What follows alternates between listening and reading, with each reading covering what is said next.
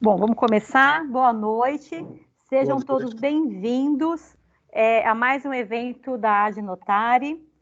Como nós já falamos aqui, a Adnotare é uma academia, é uma entidade sem fins lucrativos que se pauta pela difusão de conhecimento na área do direito notarial e registral e pelo compartilhamento de informações em prol da sociedade, agregando profissionais das diferentes vertentes ligadas aos serviços públicos em geral, em especial os advogados, para o aperfeiçoamento no âmbito das atividades extrajudiciais, de modo a melhorar a qualidade dos serviços prestados e disponíveis.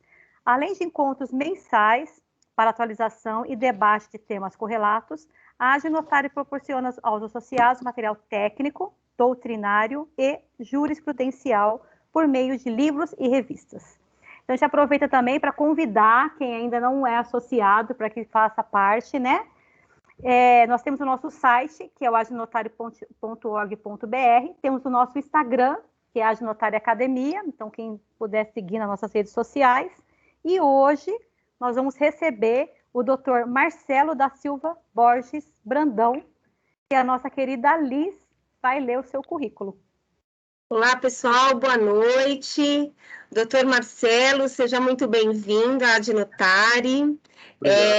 Doutor Marcelo da Silva Borges Brandão é notário, registrador do Ofício Único de Varre-Açaí, Estado do Rio de Janeiro, pós-graduado em Direito Imobiliário e em Direito Notarial Registral, autor de diversos artigos na área notarial e registral, diretor regional da região Noroeste Fluminense, do Instituto de Estudos de Protestos e Títulos do Brasil.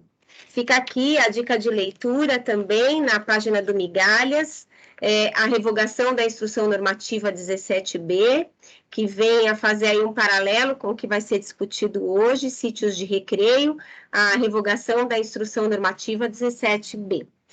Doutor Marcelo, seja muito bem-vindo. A palavra está com o doutor. Muito obrigada pela participação e pela presença. Bom, primeiro eu quero agradecer a Adnotare e a Liz pessoalmente pelo convite. Fico muito honrado de estar aqui com vocês e espero que seja uma noite muito proveitosa. Vamos conversar aí sobre um tema muito polêmico, né? Esse recreio é um tema que envolve muita discussão, muito calor, porque todo mundo conhece alguém que tem alguma chacrazinha, que passa final de semana relaxando. E então nós vamos tentar conversar sobre esse tema e esclarecer o que tem acontecido, se existe solução, se não existe solução. E para chegar nesse ponto, eu quero antes tratar algumas premissas com vocês, alguns conceitos básicos do direito agrário, para construir o raciocínio e, no final, a gente chegar à conclusão, juntos, da possibilidade ou não de existirem hoje os chamados sítios de recreio e com relação aos que existem e estão regulares, como que eles podem ser regularizados, tá? Então, vamos começar aqui. Eu queria falar algumas premissas que para podermos chegar a esse raciocínio. O primeiro é que eu quero tratar com vocês com relação à autonomia do direito agrário, tá? O direito agrário, ele possui uma autonomia com relação aos demais ramos do direito público. Por quê? Porque ele possui princípios e regras próprias. E com relação aos princípios e regras próprias, um dos princípios que regem o direito agrário é a autonomia da União para legislar sobre o tema. Se olharmos o artigo 22, inciso 1 da Constituição, vocês verão que compete privativamente à União legislar sobre direito agrário. Então, a primeira premissa que eu quero botar com vocês é essa. Monopólio da União para legislar, competência privativa da União. Artigo 22, inciso 1 da Constituição da República Federativa do Brasil. Guardem essa primeira premissa. A segunda premissa que eu quero saber com vocês diz respeito ao conceito de imóvel rural. Porque nós sabemos que existe uma controvérsia, ainda existe, com relação ao critério de distinção de imóveis rurais para imóveis urbanos. Existe ainda uma doutrina minoritária de alguns civilistas que adotam o critério de localização para diferenciar imóveis rurais de imóveis urbanos. Mas a doutrina majoritária, e é o posicionamento do INCRA, do Ministério do Meio Ambiente e da própria jurisprudência que a distinção de imóveis rurais para urbanos é o critério da destinação. E extrai esse conceito a partir do artigo 4º, inciso 1, da Lei 4504, que é o Estudo da Terra, diz o seguinte conceito, que o imóvel rural seria um prédio rústico de área contínua, independente da sua localização, que se destine à atividade agrícola, pecuária, ou agroindustrial, ou florestal hoje em dia. Né? Hoje em dia, a atividade florestal também engloba o conceito da atividade rural. Então, a segunda premissa que eu quero estabelecer é o seguinte: o critério de distinção de imóveis rurais para urbanos é o da destinação. Podemos ter imóveis rurais localizados na área urbana, mas, a contrário do senso, via de regra, não podemos ter imóveis urbanos em áreas rurais. Tá? Então, via de regra, podemos ter imóveis rurais em áreas urbanas, que o critério de distinção é o da destinação, mas, a contrário do senso, não podemos ter, via de regra, imóveis urbanos localizados em áreas rurais. Essa é a segunda premissa que eu quero que vocês guardem para construirmos um raciocínio lá no final com relação aos sítios de recreio. Outra premissa, que é a terceira que eu vou fazer agora, diz respeito à atuação do INCRA com relação aos imóveis rurais. O INCRA foi criado pelo Decreto-Lei 1100 de 1970 e possui a atribuição de realizar a ordenação fundiária rural e executar políticas de reformas agrárias. O INCRA é uma autarquia vinculada ao Ministério da Agricultura. Para realizar esses objetivos estatutários e conseguir fixar procedimentos relativos à sua atividade, o INCRA tem atribuição para produzir instruções normativas e notas técnicas. Então, o INCRA, autarquia vinculada ao Ministério da Agricultura, possui a atribuição de realizar o ordenamento fundiário rural e executar políticas de reforma agrária. E, para isso, fixa procedimentos através de instruções normativas e estabelece notas técnicas explicando esses procedimentos. Tá? Então, terceira premissa é essa: o INCRA, autarquia vinculada ao Ministério da Agricultura, que realiza instruções normativas, fixando procedimentos para alcançar seus objetivos estatutários e expede notas técnicas explicando os seus procedimentos. Tá? Então, vimos que cabe à União legislar privativamente. O imóvel, via de regra, tem que ser destinado à atividade rural, podendo existir na área urbana. E o INCRA é quem fixa procedimentos relativos às atividades rurais e tem o poder de exercer a ordenação fundiária rural e executar políticas de reforma agrária. Agora, sabemos também que os imóveis rurais, para poderem ser parcelados, via de regra, tem-se que observar a fração mínima para parcelamento de cada imóvel rural. O fracionamento de imóveis rurais, via de regra, deve obedecer à fração mínima para o parcelamento. E essa fração mínima está prevista no artigo 8º da Lei 5868 de 72. É ali que a gente vê o conceito da fração mínima. E fração mínima para parcelamento é uma unidade dividida em hectares fixada como uma área suficiente para que o produtor rural e sua família obtenham não só meios de subsistência, mas também obtenham um progresso social e econômico. Assim como o módulo rural, a fração mínima também tem essa finalidade. Tá? Então, o artigo 8º caput estabelece que não se pode fracionar imóveis rurais sem que se observe a fração mínima para parcelamento.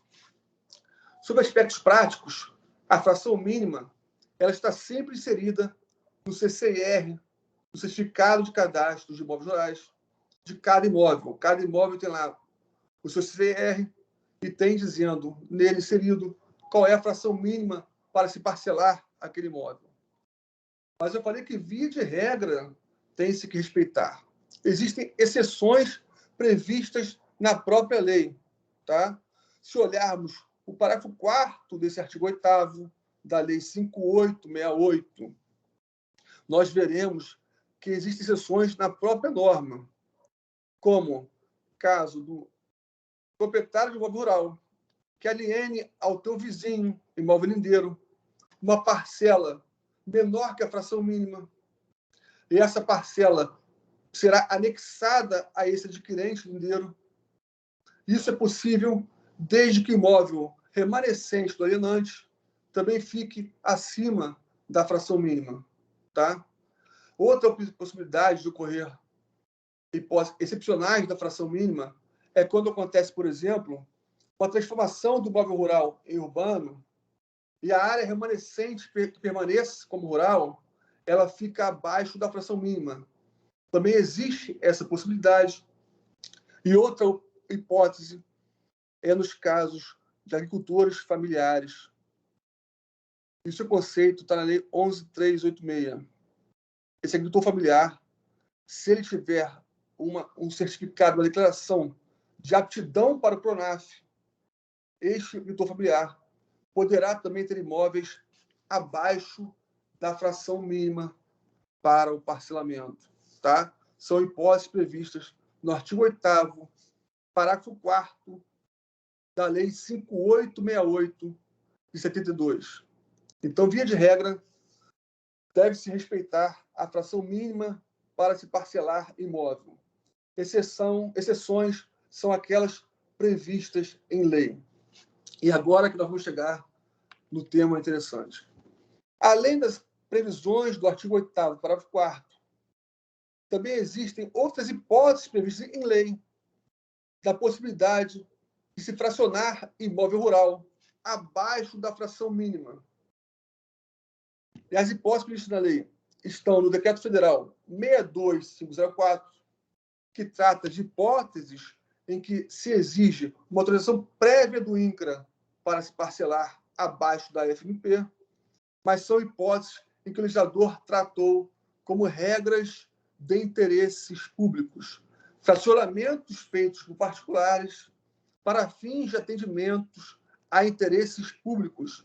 São as hipóteses previstas no Decreto Federal 62504. São questões ligadas a pós-gasolina, indústrias, parques, diversões, escolas. Se vocês olharem o artigo 2º desse Decreto Federal 62504, verão que existe ali uma gama de possibilidades de fracionamentos de imóveis rurais abaixo da fração mínima para parcelamento, e são hipóteses de urbanizações específicas para atendimentos de interesses públicos.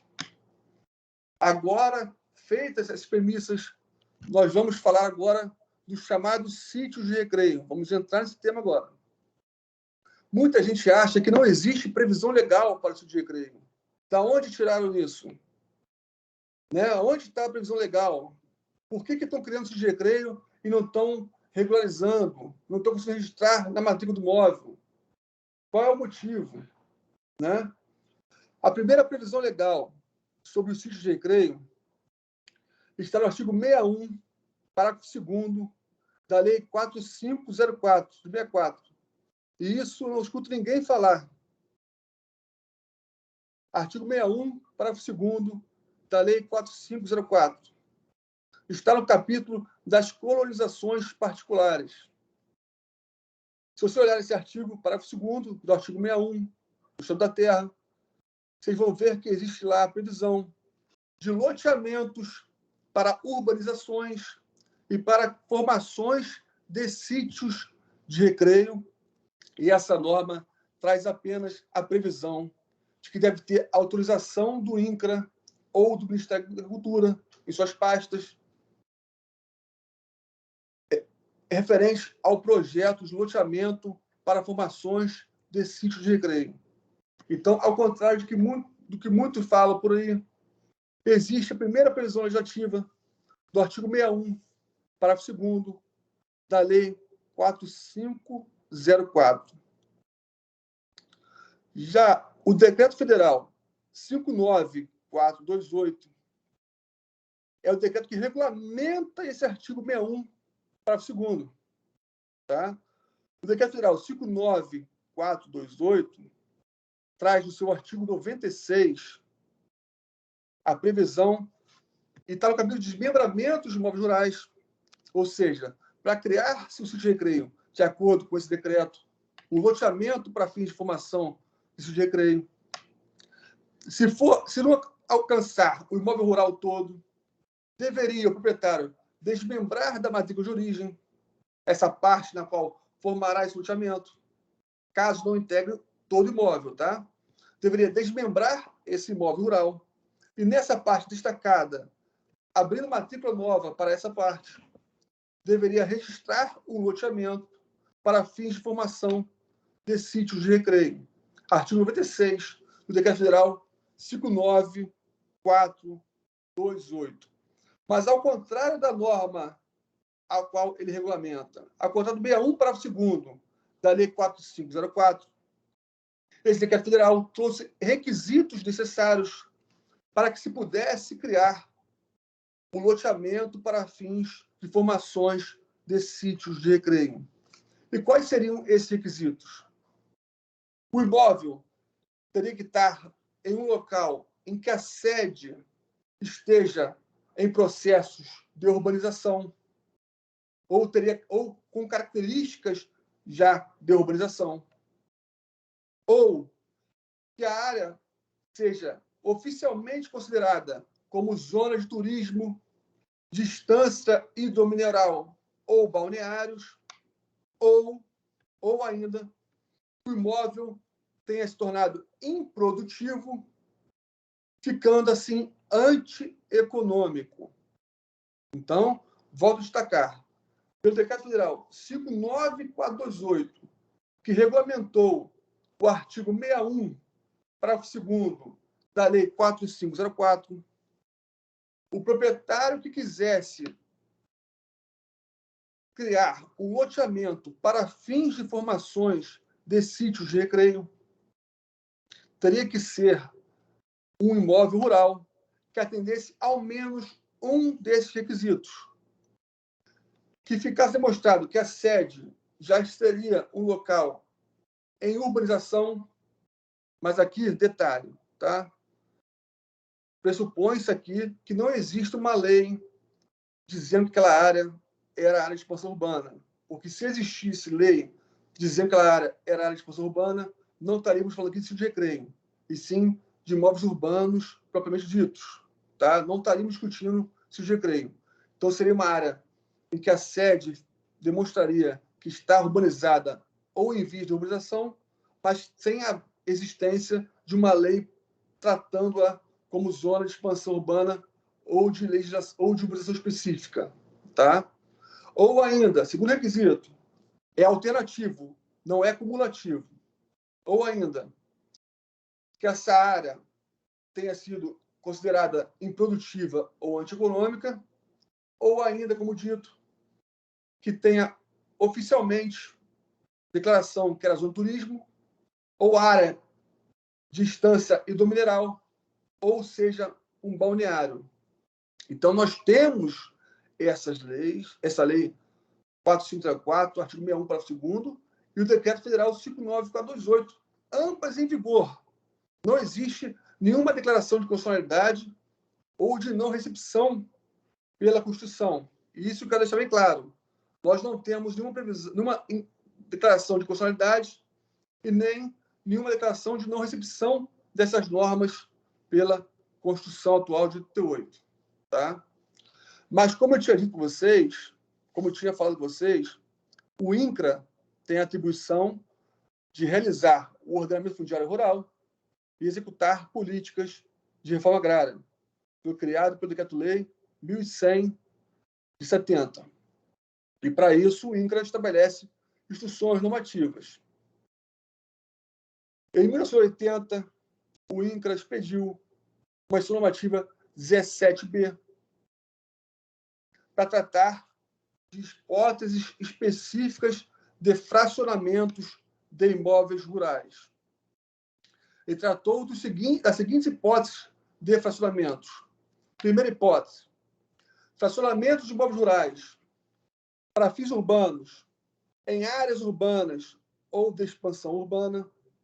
E, para esses casos, o INCRA tinha entendimento de que aplicava-se o artigo 53 da Lei 6766, com uma reinterpretação para dizer que caberia ao INCRA somente, após a transformação do imóvel urbano, caberia ao INCRA tão somente atualizar os dados cadastrais, seja encerrando o CCR, se a área urbanizada abrangesse totalmente o imóvel, ou retificando o CCR, se ficasse uma área remanescente rural e só uma parte transformada em urbana. A outra hipótese prevista na Instrução Normativa 17B de 80 era parcelamento de imóvel rural para fins rurais em zona rural. Apesar de ser uma coisa comum, né, o INCRA tinha entendimento nessa normativa de que era necessária uma autorização prévia do INCRA com relação a projetos de loteamento ou desmembramento. Tá? Então, o entendimento do INCRA, à época, era que deveria haver uma autorização do INCRA, uma aprovação do INCRA do projeto de desmembramento ou de loteamento. Para esses casos, volto a dizer, de transformação, de desmembramentos ou loteamentos de imóveis rurais em áreas rurais. E a outra hipótese, que é objeto da nossa conversa aqui, era a previsão do procedimento para parcelamentos, fracionamentos de imóveis rurais para fins urbanos, fora do perímetro urbano ou da zona de expansão urbana. Então, a natureza jurídica do loteamento para formações de sítio de recreio eram modalidades de fracionamentos de imóveis rurais para fins urbanos, fora da área de expansão urbana, fora da área urbana. Tá? E o INCRA, assim como tinha a previsão do decreto, trazia que tinham que ser preenchidos um dos requisitos citados. E vou destacar de novo para fixar bem, que a área da sede do município seja considerada já urbana ou em vias de urbanização, mas sem que existisse uma lei tratando-a como urbana, ou que o imóvel tenha se tornado improdutivo e, por isso, considerado antieconômico, ou que houvesse uma declaração oficial de que aquela área era zona de turismo, ou área hidromineral, ou balneário. Tá? Então, esses eram os requisitos previstos no decreto e que foram também reproduzidos na Instrução Normativa 7B como condições para que realizassem loteamentos para fins de criações de sítios de recreio. E como se comprovava um desses requisitos? Poderia ser comprovado ou pelo município ou pelo proprietário do imóvel rural, através de um laudo técnico realizado por um profissional especializado.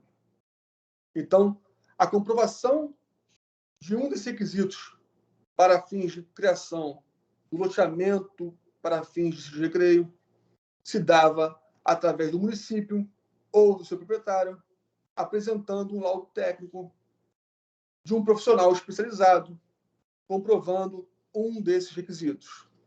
Tá? E a previsão do INCRA, nessa época, é que era necessário apenas uma prévia audiência junto ao INCRA. Uma prévia audiência, não era autorização. Então, caberia ao INCRA, uma vez preenchidos os requisitos, apenas ser ouvido. Ele não tinha que autorizar. A partir do momento que a norma traz a questão da prévia audiência e, na outro requisito, da transformação de imóveis rurais, do parcelamento de imóvel rural em zona rural, autorização, a gente deve fazer essa diferenciação. Uma vez presentes os requisitos para a formação do loteamento para sítios de recreio, o INCRA não tinha que autorizar, apenas ser ouvido. Ou seja, uma vez presentes os requisitos previstos na lei, o INCRA não podia negar a possibilidade de fracionar o imóvel, de lotear para criações de sítios de recreio, porque a norma falava em prévia audiência, não era autorização, tá? Então, isso também vamos fixar isso aí. Quero destacar aqui ainda sobre esse ponto, é que não existia previsão de regularização de sítios de recreios isolados. Se eu fizesse um sítio de recreio numa área onde só tinha sítios e só o meu sítio de recreio, eu estava fazendo um fracionamento irregular de imóveis rurais, porque o que era permitido era a criação de um loteamento para fins de formações de sítios de recreio. Agora, amigos, como que vamos trabalhar isso aqui? Temos aqui uma situação que, em 2015, foi alterada. Quando o INCRA expediu a instrução normativa número 82, ele expediu essa instrução normativa com o objetivo de atualizar, aperfeiçoar os cadastros dos imóveis rurais. Tá? A instrução 82 foi criada para atualizar, aperfeiçoar os cadastros dos imóveis rurais, porque até então existia um procedimento em que o proprietário tinha que ir até a Superintendência Regional do INCRA ou até o funcionário cadastrado do município para apresentar a documentação, para realizar o cadastro fisicamente. Com o avanço tecnológico, permitiu-se, a partir dessa instrução normativa, que os cadastros, alterações, inclusões ou até mesmo exclusões, via de regra, fossem feitos através do sistema informatizado, com a utilização da internet. Então, o objetivo principal da criação dessa instrução foi para aperfeiçoar o sistema cadastral, tentar compatibilizar de uma forma mais segura e eficiente a interconexão entre os cartórios de imóveis e o INCRA no que tange às informações de aquisições, desmembramentos, parcelamentos ou retificações dos imóveis rurais. Acontece que, quando foi emitida a normativa, na parte de disposições gerais finais, no artigo 35 da normativa 82 de 2015, o INCRA revogou expressamente a instrução normativa 17B do INCRA. E acontece que não só revogou, como nada dispôs nessa normativa a respeito das modalidades de fracionamentos previstas na Lei 4504 e no Decreto 59428, que, volto a frisar, estão em vigor. Não houve declaração nenhuma de não recepção pela Constituição de 38 e nem há nada dispondo de que esses dispositivos prevendo o loteamento para fins de formações de recreio teriam sido revogados. E aí, nesse sentido, como não tinha nada disposto a respeito na instrução normativa 32, o Ministério Público do Paraná, em 2016, expediu um ofício para o INCRA solicitando esclarecimentos em decorrência dessa lacuna, dessa omissão no que tange a essas modalidades de parcelamentos. E foi aí que, como lhes disse, o INCRA, para fins de alcançar seus objetivos finalísticos e estatutários, tem atribuição para expedir não só instruções normativas, mas também notas técnicas. O INCRA, então, respondeu esse ofício, dizendo que existe uma nota, foi emitida uma nota técnica número 2 de 2016, esclarecendo justamente esses pontos da antiga 17B, revogada expressamente pela 82. E o INCRA estabeleceu o seguinte: tá? Que, com relação ao fracionamento de imóveis rurais para fins urbanos, fora da área rural, ou fora da urbana, ou da área de expansão urbana, ou seja, para esses casos previstos no decreto 59428, artigo 96, essas normas não teriam sido recepcionadas pela Constituição. Então, vejam, o INCRA entendeu, na nota técnica número 2, que a regra do artigo 96, do Decreto Federal 59428, que regulamenta o 61, parágrafo 2º da Lei 4504, não teria sido recepcionada pela Constituição de 88. E qual foi o fundamento que o INCRA utilizou para dizer isso? O INCRA entendeu o seguinte, que o artigo 30, inciso 8º da Constituição, teria prestigiado o município, cabendo ao município realizar o ordenamento do território do município e executar políticas de desenvolvimento e de expansão urbana. Que, posteriormente, com o Estatuto da Cidade, a Lei 10.257, a Lei 11.977 e outras leis que tratam de urbanização, que essas normas anteriores à Constituição não teriam mais suporte de validade. Então, vejam, eu falei com vocês já no início, o INCRA é uma autarquia. Poderia uma autarquia deixar de aplicar uma norma que não foi revogada por entendê-la inconstitucional? O INCRA, como autarquia, pode deixar de aplicar uma norma? Pode apreciar a inconstitucionalidade de uma norma? Penso que não. Quando a gente estuda o direito constitucional, nós vimos lá aquela controvérsia a respeito de se o Poder Executivo poderia deixar de apreciar uma norma, de aplicar uma norma por entender inconstitucional. E, mesmo assim, é minoritária a ideia de que somente o chefe do Poder Executivo Municipal poderia deixar de apreciar, porque ele não tem legitimidade para usar DIN.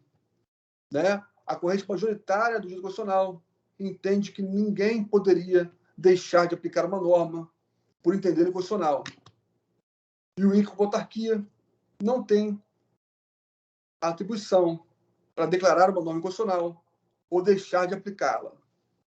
Mas o que nós temos hoje em dia é uma situação em que o INCRA não autoriza mais, nem realiza prévia audiência para realizações de loteamentos para fins de formações de sítio de recreio.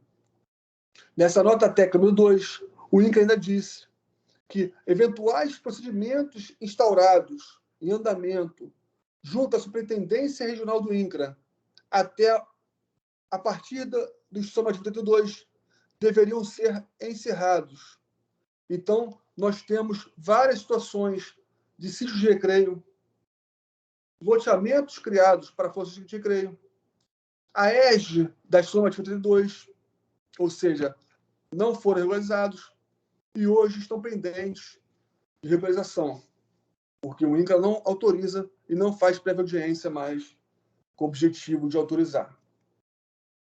E aí nós temos algumas situações ocorrendo ultimamente.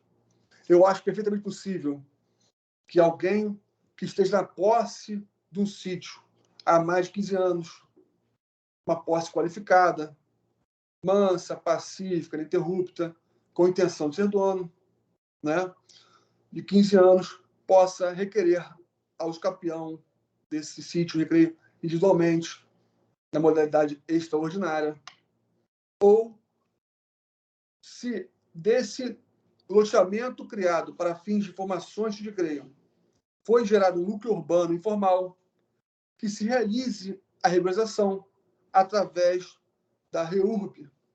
E aí seria a REURB específica, porque a REURB-S só pode ser para áreas em que se predominante de pessoas de baixa renda. Esses recreios, nós sabemos que a maioria desses casos ou loteamentos para fins de formação são para pessoas de média ou alta rentabilidade familiar. Então, as soluções que eu acho possíveis hoje em dia são essas: uso capião extraordinário ou através de REURB específica. Mas temos alguns casos, e por isso que eu quis fixar essas premissas com vocês com relação ao monopólio da União para legislar, a fração mini parcelamento com exceções previstas em lei, porque existem municípios, alguns até em Minas Gerais, e eu pesquisei e achei, com leis municipais, disciplinando esses loteamentos para fins de formações de sítios de recreio. Então, nós temos alguns municípios em Minas Gerais em que o município está legislando para regularizar esses sítios, esses loteamentos criados para fins de formações de sítios de recreio. E eu lhes pergunto, essas leis são constitucionais? Poderia o município tratar sobre questões ligadas ao direito agrário? Porque, vejam, essas leis que eu encontrei de Minas Gerais são leis que disciplinam loteamentos para fins de sítios de recreio em áreas rurais. Pode o município legislar sobre o direito agrário? Aí eu volto lá atrás, no início da conversa, no princípio do monopólio da União para legislar sobre direito agrário.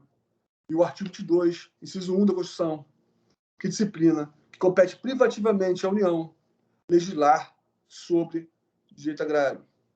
Então, nós temos hoje vários municípios tentando regularizar essas situações através de leis municipais.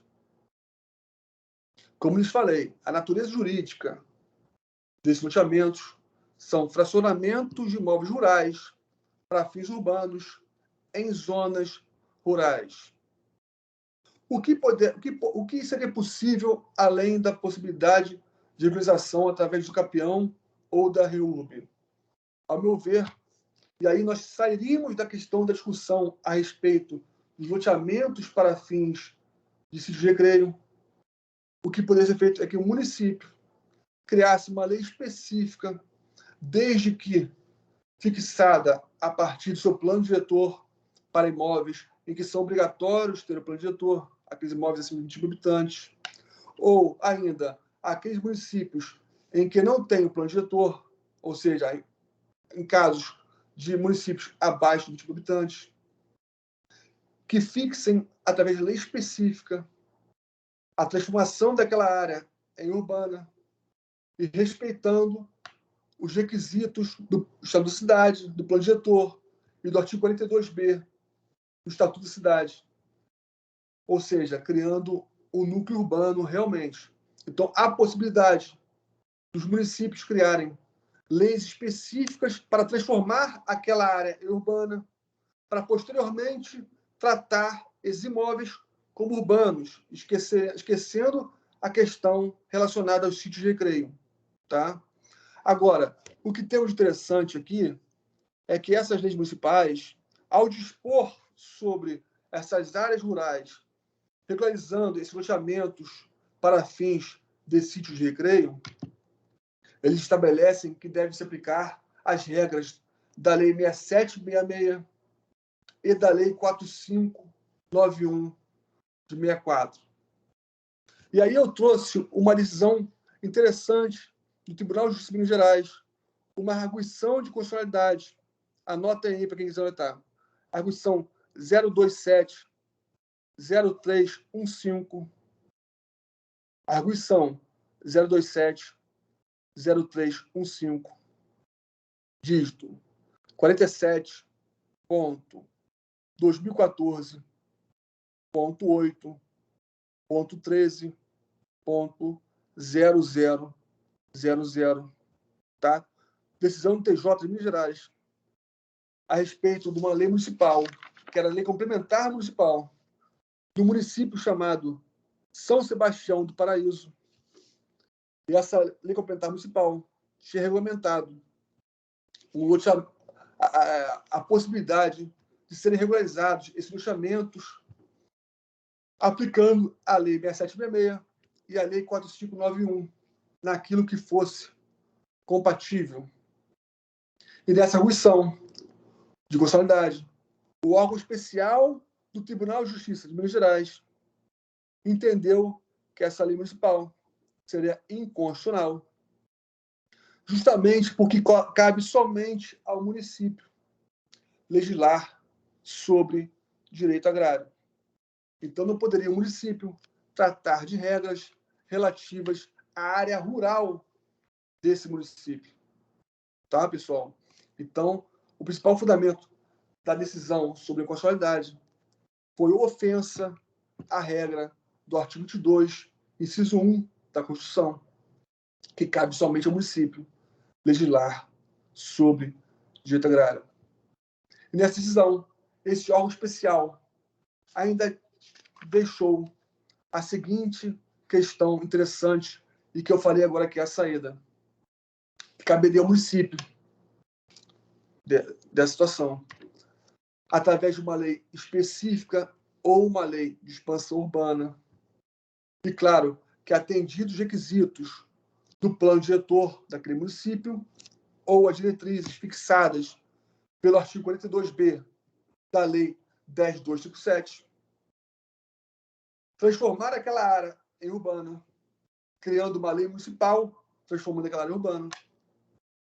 E após a transformação dessa lei municipal, cabe ao proprietário desse loteamento levar na serventia dos imóveis uma certidão da prefeitura estabelecendo que aquela área foi transformada em urbana, para averbar na matrícula e regularizar posteriormente esse loteamento. Mas aí não falaremos mais em sítio de recreio. Seria aplicação da Lei 6766 de 79. Seria tratamento do imóvel como urbano. Agora vou tratar de outra questão interessante. Suponhamos que existe essa lei municipal regularizando, querendo regularizar o loteamento, os loteamentos do município, com relação a formações de recreio.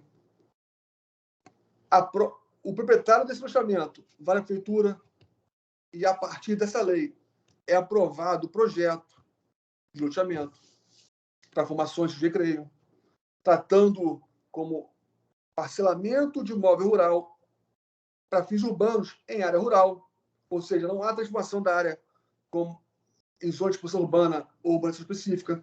Ele chega ao registrador de imóveis com essa lei municipal e com o projeto aprovado e pede ao registrador para proceder à prenotação e registrar esse loteamento na matrícula do imóvel.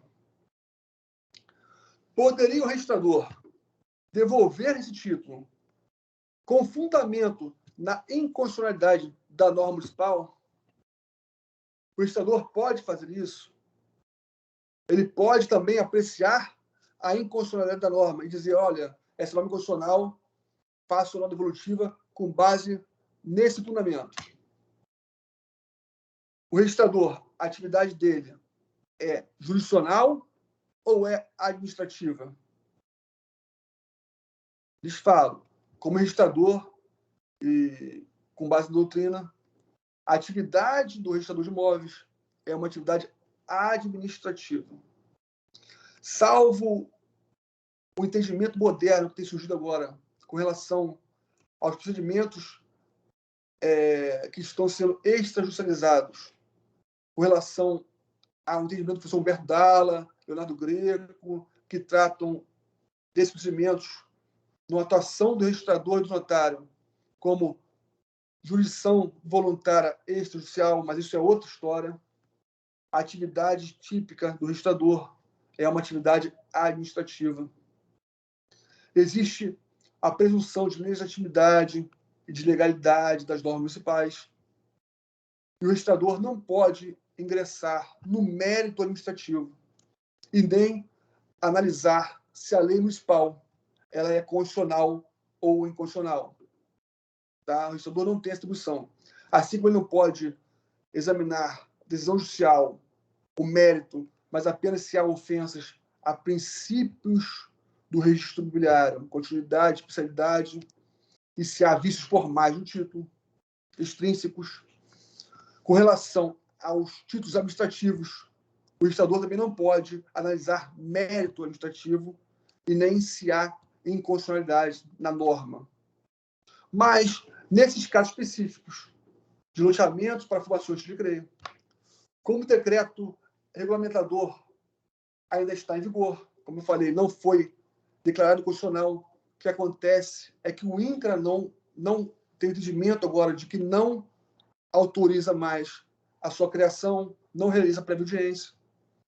Então, como existe a norma em vigor, o registrador pode devolver o título com base nesse decreto, dizendo que não há autorização do INCRA para realizar esse loteamento. É o único meio que o registrador tem para devolver esse título com um projeto aprovado pelo município, com base numa lei municipal, inconstitucional, mas sem declaração de inconstitucionalidade. Então, o registrador não pode realizar a inconstitucionalidade, mas ele pode devolver o título, fundamentando justamente no próprio decreto regulamentador, que ainda está em vigor. E esse decreto exige a autorização do INCRA. Então, esse é o fundamento para o registrador devolver o título com relação a esse loteamento com base em lei municipal. Tá bom, meus senhores?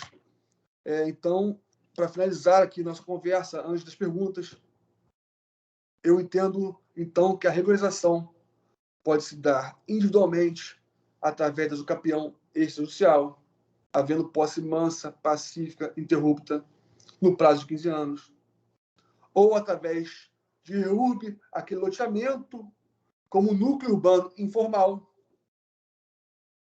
ou ainda cabe aos municípios, e aí esquece a questão relativa a esse recreio, aos municípios criarem leis de expansão urbana, leis específicas para os casos concretos em que aquela região atende às diretrizes do plano diretor, ou, caso não exista plano diretor, as diretrizes do artigo 42b do Estatuto da Terra. E aí, a partir dessa lei municipal, prevendo a área como urbana, o proprietário do loteamento averba a transformação urbana com a certidão municipal, para depois registrar o loteamento, e aí com base na Lei 6766. Então é isso, senhores. Acabei aqui nossa palestra e estou aberto a perguntas do pessoal. Excelente explicação. O doutor Eduardo Reis está com a palavra. Depois tem o doutor Henrique, que também acredito que tem muito aqui a nos apresentar. Doutor, está aberta a palavra. Doutor Eduardo. Muito obrigado pela apresentação. Em relação ao... Está picotando, não estou ouvindo.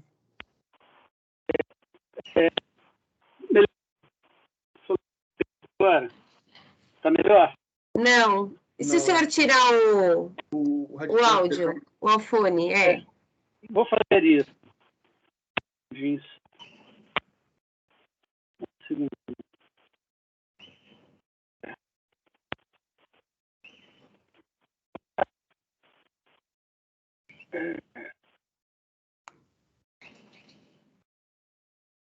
E agora não escuto nada. Agora, tira o fone, doutor, do computador ou do celular.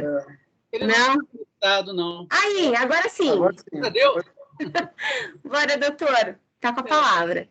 A minha questão é a seguinte. A princípio, se eu tenho um sítio de recreio inferior, de dimensões inferiores à FMP, eu teria a possibilidade de regularizá-lo através da usucapião judicial ou extrajudicial. Né? Mas qual o fundamento? O fundamento seria a originariedade dessa aquisição, a necessidade de abertura de matrícula própria? Seria esse o fundamento? Então, a gente sabe que a usucapião é a forma de aquisição originária de propriedade. Né? Sim. Então, assim, existem várias decisões, até em São Paulo, se você olhar aí, o Conselho de Magistratura de São Paulo, várias decisões em sede de apelação de dúvida, entendendo que é possível aquisições de imóveis rurais abaixo da FMP. Então, o sítio de recreio, apesar de não ser mais imóvel rural, mas está na zona rural, também entendo por ser aquisição originária possível aquisição abaixo da FMP. Agora, a questão de ordem prática, que poderia acontecer uma dificuldade, a depender de como lidar com isso, CCIR. É o CCIR, nosso campeão extrajudicial. Porque o artigo 176 da Lei 6.015 traz como requisito da descrição do imóvel rural que tenha o CCIR e os elementos constantes do CCIR. Como na matrícula esse imóvel estaria como rural, entendeu a dificuldade? Agora, na uso campeão judicial, o juiz expedindo sentença, ele vai expedir um mandado judicial para o INCRA, e aí o INCRA, a partir do mandado judicial, uma ordem imperativa, ele realiza o CCIR. Então, pelo procedimento judicial, nesses casos, acaba se tornando mais fácil, praticamente, do que o extrajudicial. Mas, teoricamente, por ser aquisição originária, não há impedimento para requerer ao campeão de área abaixo do FMP, mesmo sendo de recreio. Sim. Vou aproveitar aqui e pegar carona com uma outra, tá? Tá. É o seguinte, a gente sabe que no conceito do imóvel rural existe o princípio da contiguidade. Contiguidade, isso. Uma faixa contígua, né? Eu queria saber se, assim, o senhor imagina que, em tese, seria possível eu ter áreas inferiores à FMP, mas que compartilham uma área comum de preservação, que, somada a elas, dá muito mais do que a FMP. Só que eu não teria contiguidade, mas em alguns casos eu teria contiguidade e outros não. Eu queria ver as duas hipóteses. Em sendo contíguo e compartilhando uma área comum de preservação, por exemplo, uma servidão ambiental, algo assim, né? Mas cada um tendo posse autônoma, ou ainda que descontíguo, mas no mesmo assentamento de vocação rural, não tem nada de urbano. Né? 1 hectare de área, pessoas plantam, preservam mata, então uma área de preservação em comum. Será que seria possível relativizar o princípio da contiguidade, associando através de uma servidão, por exemplo, essa área para que ela não se destaque nunca mais, para que ela não seja alienada em separado? Vamos lá, Eduardo. Uma coisa, vamos ver, olha, quem tiver em mãos aí, internet, Google, olha o artigo 2º da Instrução Normativa número 2 do Ministério do Ambiente, de 2014, tá? Instrução Normativa número 2 do Ministério do Ambiente, artigo 2º, e, salvo engano, conjuga com 38, tá? O conceito de imóvel rural para fins do cadastro ambiental rural é o mesmo conceito da Lei 8629 e da Lei 4591, do Estado da Terra, 401, do Estado da Terra. É o conceito de unidade de exploração econômica, tá? Então, mesmo que existam várias matrículas diferentes, se aquela área for uma área de unidade de exploração econômica, independente de proprietários e possuidores, será um único cadastro ambiental rural, tá? E aí pode somar as áreas de reserva legal ali para dar os 20%, porque para o cadastro ambiental rural vai ser considerado como um único imóvel rural. Sim, mas isso me possibilitaria abrir matrículas autônomas para as áreas de utilização exclusiva?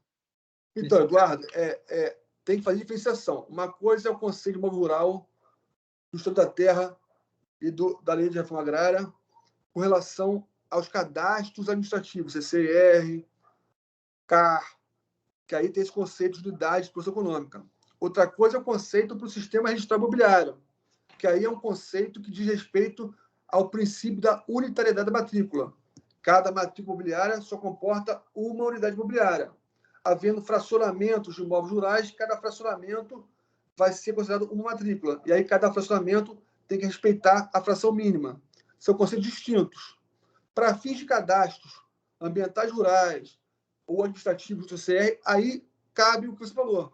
Se tiver várias frações que comportem uma unidade de exploração econômica, todo mundo explora igual, juntos, mas cada pedacinho tem uma reserva legal que chega a 20%, somado 20%, vai ser regularizado e vai ser legalizado, porque um carro vai ser um só.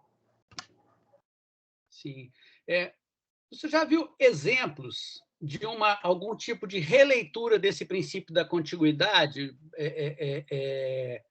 para fins registrais mesmo, para fim da individualização registral? Somar áreas, uma área de servidão da outra, por exemplo? Existe na lei 12.B51, na lei que trata do Código Florestal, possibilidade de compensações de reserva legal, arrendamento de reserva legal, e as compensações estão previstas na lei 12.B51. Então, lá há essa opção, há essa norma lá. Então, existe a opção, sim, de você compensar sua reserva legal arrendando de outro proprietário. Não há problema nenhum com relação a isso. Mas aí não há perpetuidade. Eu não consigo individualizar porque eu não tenho a perpetuidade. Eu vou ter uma situação transitória, né? Porque são direitos que podem ser extintos. Pode, arrendamento. Você pode compensar, você também pode compensar uma área sua com outra área que também seja proprietário, tá? Também existe possibilidade. Agora, fora essa hipótese, eu não vejo como você regularizar, tá? Sim. Entendi. Muito obrigado. Nada, doutor. Tá com as ordens aí. Oi, boa noite. Vamos dar a palavra, então, para o doutor Henrique, que está aí. A gente estava até tendo aqui no chat, estava tendo uma... que ele estava auxiliando aqui. Deixa eu ver, o doutor Henrique? Era. Caiu? Não sei se ele quer... Quem que está aqui também, se quiser colocar alguma coisa, mas complementar aqui, porque o doutor Eduardo é de Minas, né? De Minas. Doutor Eduardo é de Minas. Eduardo, tem lei municipal prevendo a remuneração desse lojamento, não? Não, não tem, não. O assentamento de que eu estou falando, ele está na franja de uma unidade de conservação que ainda não tem zona de amortecimento definida. Mas a vocação dele é rural. Eu não tenho como colocar, eu não tenho como ter área urbana lindeira a um parque nacional. Então, ele precisa ser regularizado como rural. Só que as pessoas têm mais ou menos 1 hectare e tem uma área de preservação de muitos hectares. Se elas somarem a fração ideal que elas têm na área de preservação com o que elas têm de uso exclusivo, se elas fizessem um condomínio da 4.591 na área rural, ficaria perfeito, né? E, na verdade, eu poderia fazer isso através de uma RPPN, mas eu teria que somar as áreas para obter, com o somatório, a FMP. Então, se eu for olhar principiologicamente, finalisticamente, eu alcanço todos os objetivos do direito agrário, porque eu tenho atividade de reflorestamento e de preservação, que também é agrária. A minha questão é a individualidade matricial, né? Esbarra na FMP. E obter o CCIR. Mas, principiologicamente, eu poderia defender uma releitura da contiguidade através de uma RPPN, porque eu tornaria perpétua a vinculação entre as áreas de uso privativo e a de uso comum, que é a de preservação, através de RPPN.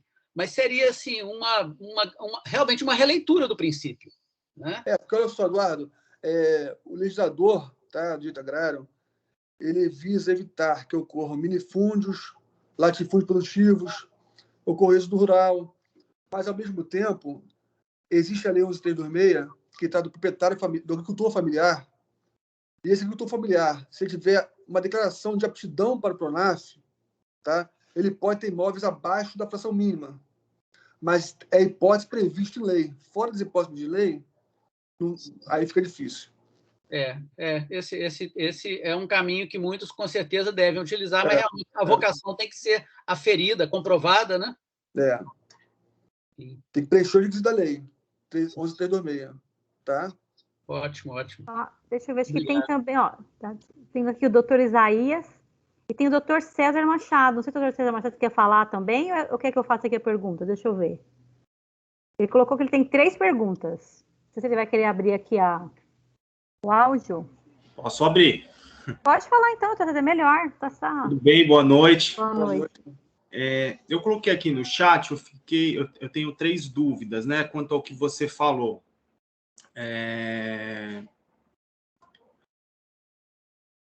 Eu só posso fazer esse tipo de requerimento se a área se esse imóvel for localizado em área que não seja urbana ou de expansão urbana. Quando a gente vai falar sobre sítios de recreio, nós estamos tratando das hipóteses previstas no decreto, que seria fracionamento de imóveis rurais para fins urbanos na zona rural. Quando é a zona urbana, você não vai discutir isso, porque aí você vai passar a estabelecer como parâmetro o plano diretor do município. Uhum. Tá, então eu não posso utilizar o critério de destinação. Eu estou fazendo essa pergunta porque o que acontece? Alguns municípios aqui na Grande São Paulo, apesar de ter todas as características de imóvel rural, eles vão lá e simplesmente baixam uma legislação em que não existe mais área rural no município. Né? Mas isso aí tá. Olha só. Mesmo que. Olha só, uma coisa é a área ser declarada como rural ou urbana. Outra coisa é você ter um imóvel com destinação rural ou urbana. É perfeitamente possível que exista imóvel rural, imóvel com destinação rural e área urbana. E esse imóvel vai permanecer como rural. Uhum. Vai ter CIR, ITR, tá? Mas a primeira pergunta que o município me faz, quando ele eventualmente quer lançar o IPTU para aquela área, fala assim, você tem produção? Você me manda a nota fiscal de produção para efeito de verificar essa destinação, entendeu? Olha só, eu até dei uma aula esses dias aí sobre isso. Olha só, existe a possibilidade do imóvel rural ser localizado em área urbana. Destinação é o que predomina. E se a pessoa se comprovar que ela pratica atividade rural, com base no artigo 15 do Decreto-Lei 5766, tá? Artigo 15 do Decreto-Lei 5766, ele poderá continuar pagando TR. Por quê? Porque o STJ tem entendimento que não se aplica o artigo 29 nem o 32 do CTN para imóveis localizados em área urbana que comprovadamente exerçam a atividade rural, tá? Incidindo, portanto, o artigo 15 do Decreto-Lei 5766, que diz o seguinte: para imóveis rurais localizados em área urbana que comprovadamente exerçam a atividade rural, não incide a regra do 32 do CTN, tá? Uhum. O STJ de segmento. Então, você está falando de São Paulo, eles declaram que a área é urbana. Beleza, município inteiro, o perímetro inteiro. Eu tenho direito de permanecer como rural. Eu vou ter que comprovar que eu estou rural, mas eu tenho direito de permanecer como rural. E tenho direito de pagar ITR, e não IPTU, tá? Ok. O que acontece? Muitas vezes a gente tem uma venda e compra de uma área no município desse. Eu preciso gerar o ITBI. Aí veio o município, e eu não tenho cadastro municipal, e eu não consigo gerar o ITBI sem passar pela prefeitura. E a prefeitura, ao ver que existe esse imóvel rural, ela quer tributar ele pelo IPTU. E assim, tem imóveis com característica rural que eu não tenho produção rural, mas aí não é rural. Aí não é rural. Isso. Aí, se não for destinado à área de atividade rural, ele está regular. Tá? Sim, é por isso que eu estou perguntando se existe essa possibilidade de eu aproveitar isso, essa situação, para efeito de pedir a conversão desse imóvel em sítio de recreio, por exemplo.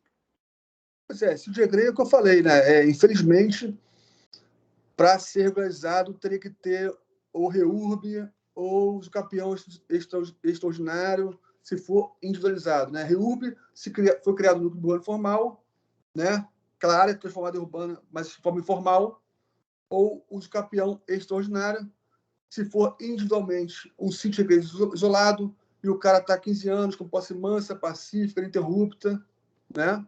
Não, mas é imóvel matriculado. Não tem problema. O fato de ter matrícula não quer dizer que você não vai ter posse mansa pacífica, né? Ininterrupta. São coisas distintas. Eu estou querendo dizer assim, para eu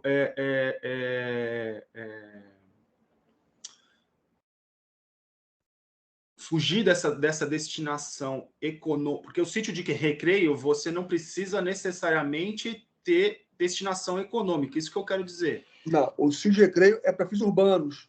Não tem nada de destinação rural, é fins urbanos. Entendeu? Para fins urbanos.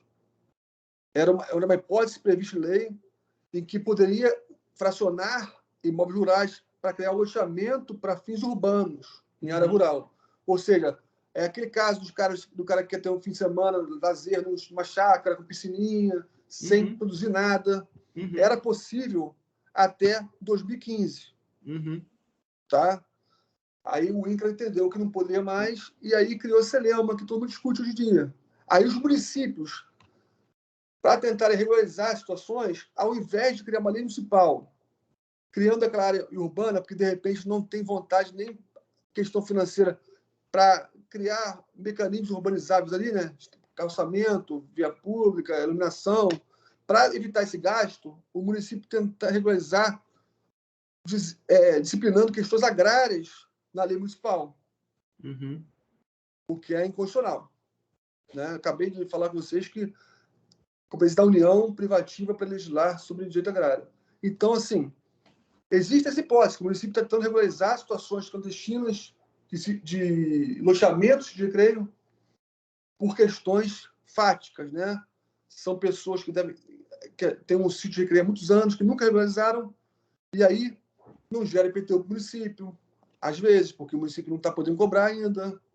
Então, o município desesperado cria uma lei municipal e, às vezes, enquanto não tiver declaração de constitucionalidade, ela está valendo. Só que aí é o que eu falei, o registrador sensato vai pegar aquela lei, vai falar, eu não posso discutir a constitucionalidade da lei, eu não posso discutir a aprovação do projeto. Mas, como o decreto regulamentador ainda está em vigor, o artigo 61 para a segunda está em vigor, eu posso, com base neles, exigir a autorização do INCRA, e aí não é registrado o loteamento para fins de formação de recreio. Tá? É esse o cenário atual que eu tenho para vocês. Ou é REURB, ou o escapião social, ou o município cria uma lei específica, transformando aquela área urbana, como eu falei, desde que aquela área configure, seja obedecidos, né, as diretrizes do plano diretor e do artigo 42b da lei 10.257, entendeu? É esse o cenário que tem. Fora essas hipóteses, vai continuar irregular, porque não tem outra solução. Tá bom. Tá bom? Entendi. Obrigada, doutor. Acho que o doutor Eduardo está com a mão levantada aqui.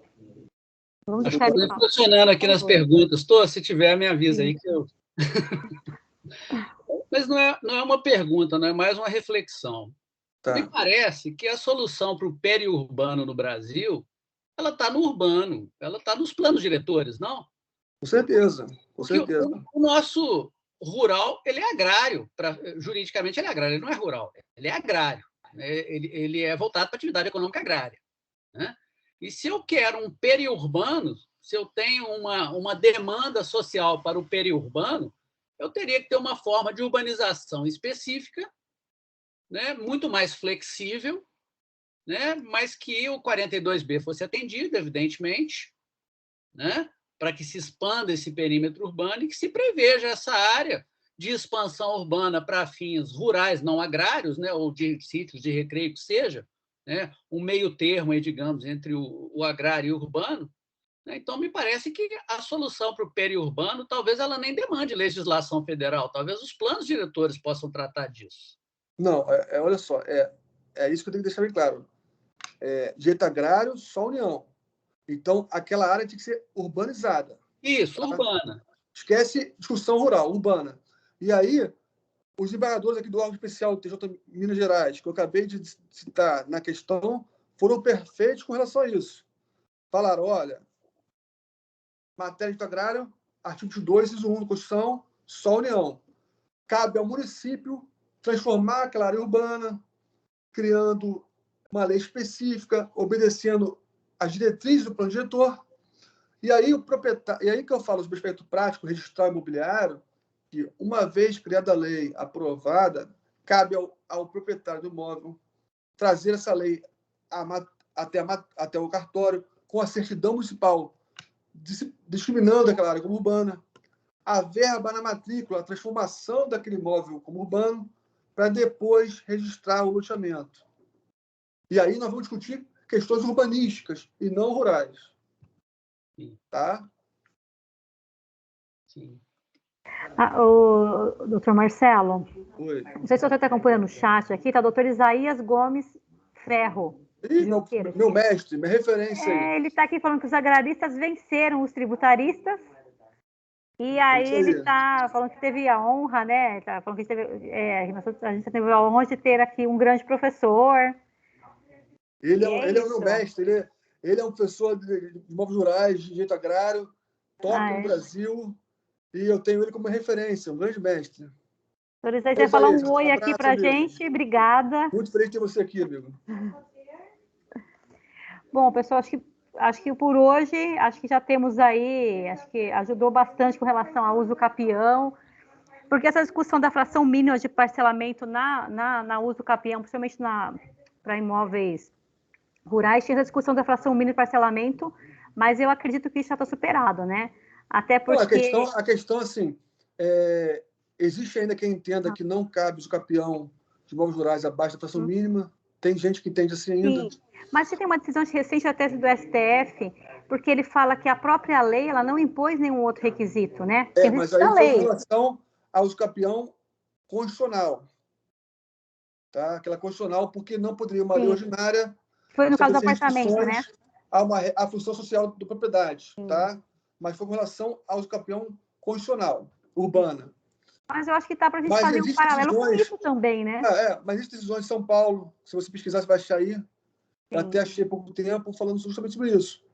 Cabe uso capião, ou seja, até na forma extrajudicial. E aí foi um caso concreto, interessante, que a pessoa conseguiu o reconhecimento do capião na forma extrajudicial, acima da FMP. Mas na hora de registrar, o registrador fez a exigência correta da apreciação do CCR, com fundamento no artigo 176 da Lei 6.015, que traz a previsão de que tem que haver, para descrever o imóvel, CCR e os elementos constantes do CCR. Então, é um fundamento legal que esbarra na questão prática.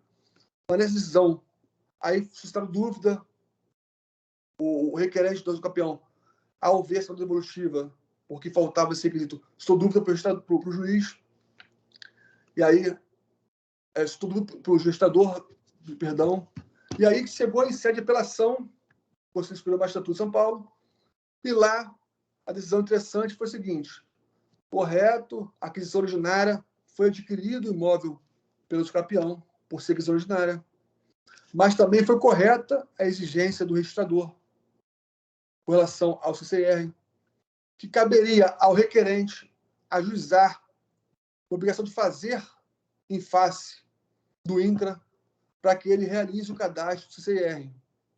Tá? Então, teve essa decisão interessante de que se reconheceu ao capião abaixo da FMP, mas por não ter o CCR cadastrado, porque o INCRA tem entendimento de que não deve realizar o cadastro para imóveis adquiridos pelo capião abaixo da FMP, o INCRA entende que não tem que fazer. E aí coube essa parte requerente ajuizar a obrigação de fazer. O juiz deu razão a ele, mas falou: mas você tem que entrar com a ação, obrigação de fazer em face do INCRA, para que ele realize o cadastro nos termos do artigo 22 da Lei 49.4766. Interessante, né? Aquela frase lá, ganhou, mas não levou. Ok, você tem, mas aí você não conseguiu abrir matrícula nesse caso, né? Até interessante também, achei interessante o doutor falou, que já de fazer ele no judicial, porque no judicial você já pede para o juiz oficiar a abertura do cadastro, né? Não, olha só. Agora tem uma nota técnica do INCRA, que eu não lembro o número de cabeça, mas foi 2021, recente, tá? Que traz a seguinte previsão. Com relação ao uso capião de imóvel rural, tá? A seguinte decisão. Que quando for reconhecido o uso capião na forma judicial, a aplicação do artigo 22 da Lei 4947, que traz a previsão lá em inciso parágrafo, não lembro de cabeça, de que, a partir da decisão do juiz, reconhecendo o capião, esse juiz pede um ofício para o INCRA com o teor da sua decisão, para que o INCRA realize o cadastro. E é uma norma imperativa. E o INCRA, nessa nota técnica, estabeleceu que realmente, na parte judicial, uma vez pedido o mandado judicial para ele realiza o cadastro do imóvel rural reconhecido com a usucapião reconhecida. E que, no caso da usucapião extrajudicial, tá, reconhecida extrajudicialmente, se você, não sei se vocês têm conhecimento do procedimento da usucapião extrajudicial, o legislador, no período da usucapião, procedimento, ele realiza diversas qualificações registrais, tá? E a última qualificação registral, que é quando ele reconhece que realmente foram preenchidos os requisitos, eles pedem uma qualificação fundamentada, antes de registrar. E o INCRA entendeu que nos casos do usucapião, em que vai...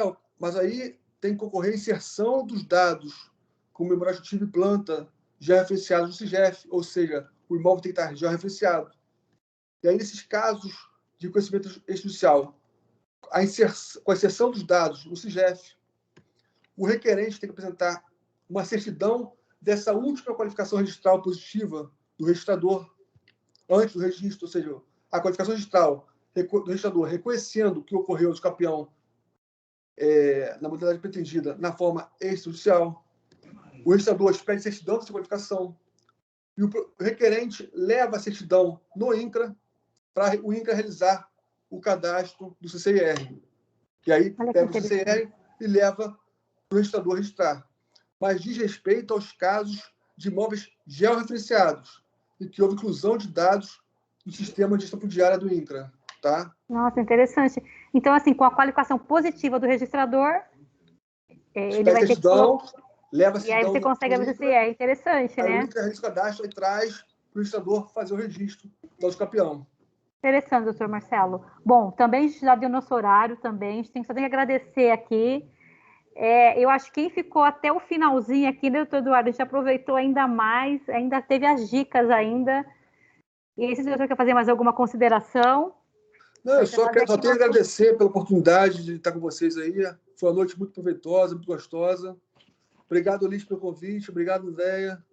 Obrigado, nós temos que agradecer, né? Aqui, com paciência, me ouvindo. Doutor, nós... tenho que agradecer. Boa noite a todos, um abraço. E até a próxima. Muito obrigado, boa noite. Boa noite, nós que agradecemos aí a disposição do doutor, tem agregado muito ao nosso conhecimento e a gente tem tamanha gratidão. E fica aqui o convite para a próxima semana, nós vamos estar com a doutora Andréa Ribeiro, ela vai falar do condomínio de adquirentes após a destituição do incorporador imobiliário, direitos e obrigações. Então fica aqui o convite para estar conosco também, doutor. Tem um convite para amanhã para os associados também, nós temos nossa reunião ordinária, e aí o Mark Stalder vai estar falando sobre a MP, a nossa querida MP 1085, né? Nós vamos ter mais alguns debates, e também já fica o convite aqui, já que nós estamos falando de imóvel, apesar de sítio de recreios não ser rural, mas que está dentro, às vezes, de uma área rural, nós vamos ter no dia 8 de março, no Dia Internacional da Mulher, as mulheres agraristas aqui. Ah, interessante. Então vai ser um evento assim, com transmissão pelo YouTube. Estamos super animadas também, né, Liz? Muito bom, interessante. Fica o convite aí a todos. E eles têm vários temas, né? No caso delas, nós vamos ter acho que uns 10 temas, né? Falando sobre a mulher do campo. Então é isso aí. Fica aí o convite para todos. Né? Os créditos também. Rural, como conseguir, que é muito difícil também, né? O pessoal... Então vai ser isso, tá vendo? Você já estava convidado, doutor Eduardo. Obrigado. Interessante mesmo. Doutor Marcelo, o senhor ainda não é associado da Adnotário, não é? Não, eu sou registrador, né? Não sou advogado, mas quem sabe um dia eu associei vocês aí. Sim, tá. Convite, tá claro. Bom? Obrigada. Estamos abertos sempre ao doutor. Doutor, pessoal, muito obrigada pela participação, um bom descanso, boa noite a todos, fiquem bem, fiquem com Deus e até a próxima. Muito obrigada. Boa noite. Tchau. Tchau.